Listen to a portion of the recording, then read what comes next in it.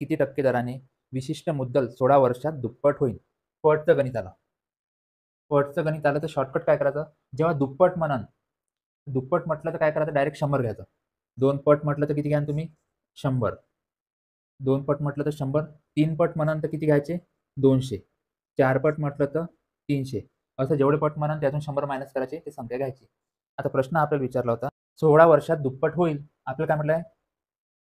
16 वर्षात दुप्पट होईल. तर काय करा, दुप्पट म्हणजे आपण 100 घेतो, भागीला करा 16. आपल्याला जर मोठा भाग येत नसेल तर काय करू आपण? साधा भाग देऊ. बघा, 4 चोक 16, 4 25, 100. 4 सक 24. पहिला ऑप्शन पाहून घ्यायचा. 4 सक 24 बरोबर आहे. 4 एक इथं आहे 25/4. 4 सक 24 उरला किती? 1, 6.1/4.